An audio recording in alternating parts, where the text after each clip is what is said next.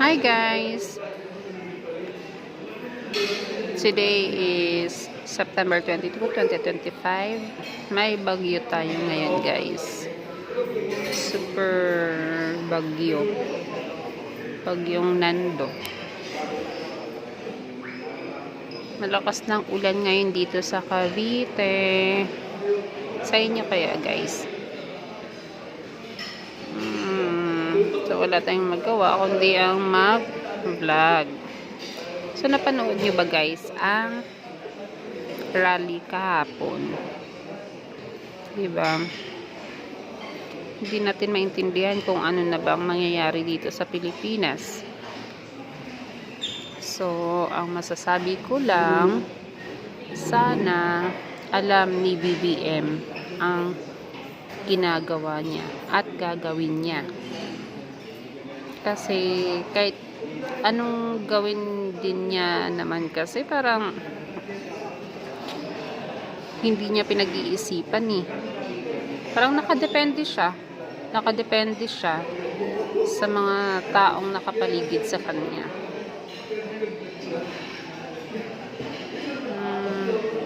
Yun lang yung nakikita ko. Nang dahil nga wala siyang alam sa mga batas. Ganon din naman tayo eh. Ganon din naman tayo mga ordinaryong mamamayang Pilipino. Wala naman talaga tayong masyadong alam sa batas. Unlike dun sa mga nakapagtapos talaga, nakapag-aral ng batas, so kahit papano, alam nila kung paano ipaglaban ang sinasabing karapatang pangtao. So yun lang. So aside from that, dapat mag-focus tayo ngayon sa bagyong Nando. So sana mamayang gabi, nasa 5 PM na tayo ngayon pero napakadilim na sa labas, napakalakas ng ulan. So sana hindi na lumakas pa, lalong-lalo na sana hindi lumakas ang hangin dahil mas delikado sa bagyo kung may hangin. 'Di ba? Sabi nga ng Pag-asa,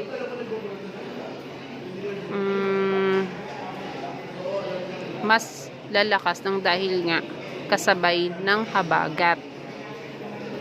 So sana naman wag. So ito nga, nagkaroon pa ako ng vertigo nang dahil sa paiba-ibang kulay ng ilaw dito sa company.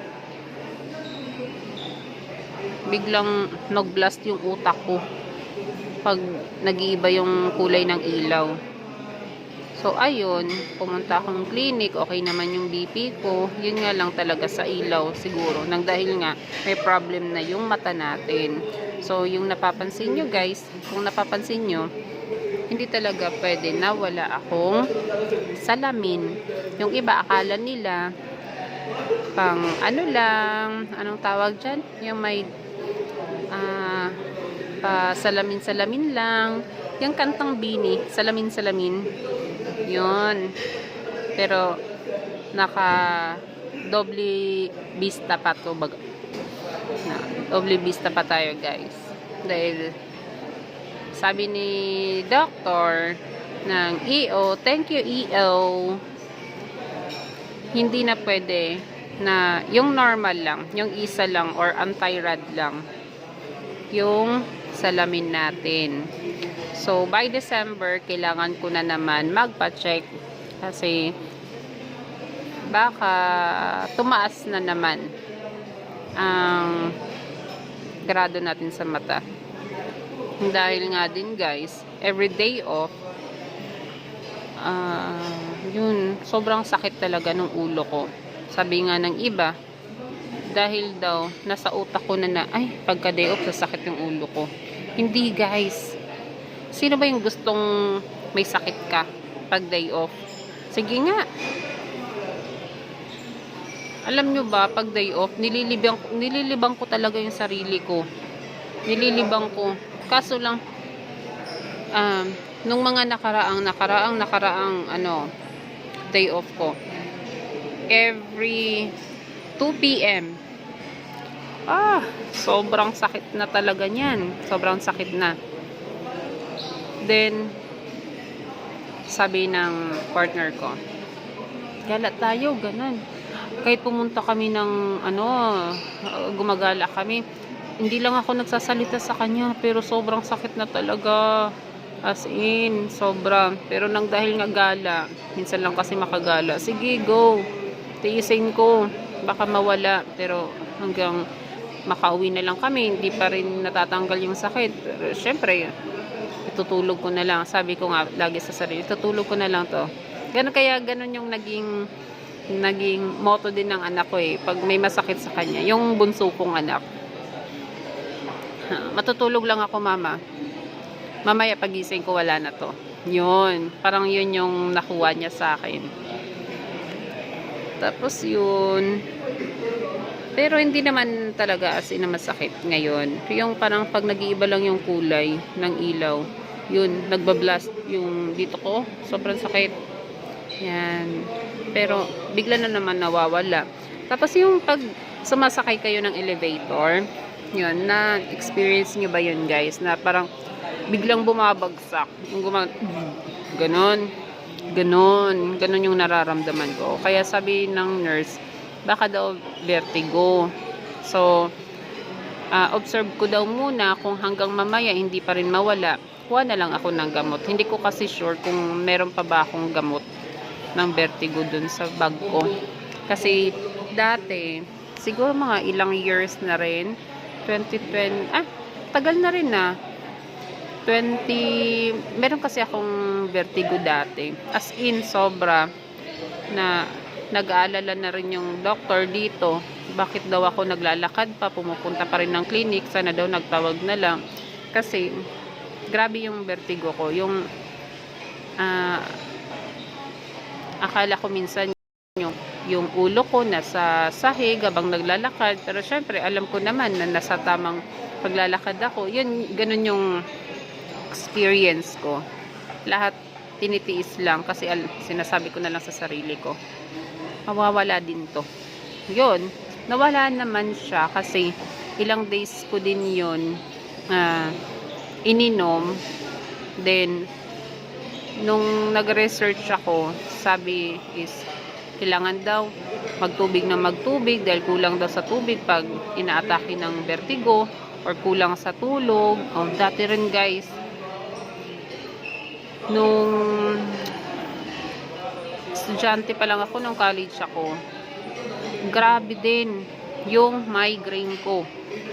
Sobra. Yun din, kulang daw sa tubig. Yun, nung bata kasi ako, talagang parang hindi ako nauupaw. Siguro sa isang araw makainom ako ng tubig. Nasa 2 glasses of water lang. Naalala ko.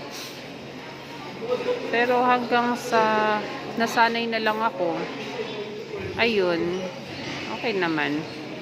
Pero ngayon, pinipilit ko talaga na makapag 8 glasses of water daily. So kahit pa paano, nakakatulong talaga. Water lang. Water. Nang dahil andito tayo ngayon sa kantin, yung inaantay ko wala pa. I'm hungry na. So, kwentuhan lang muna tayo, guys. So, yung balak ko ngayon na ulam is siomai. Then, 1 rice lang, syempre. Dahil magagabi na. Then, yung sunod na kain ulit, tomorrow pa. Tomorrow, mga 11 p.m. 10 or 11 a.m. Not p.m. Pagkagising. Yan. So, update ngayon sa labas. Napakadilim na. Yan. Madilim na sa labas. Dahil nga may bagyo.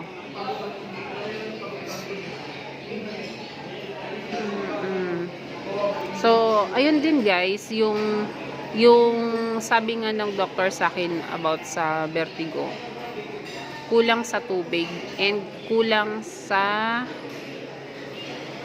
tulog, puyat daw. Then, ganun din pala yung sa yung sa migraine.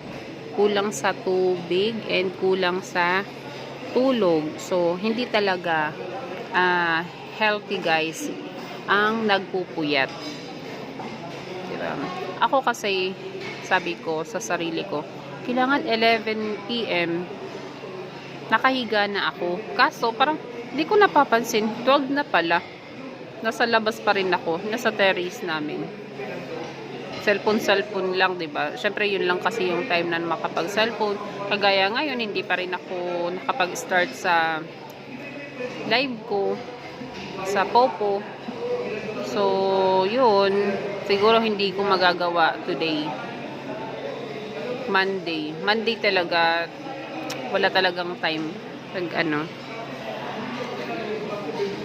Try lang natin mamaya kung ba tayo, makapag-live.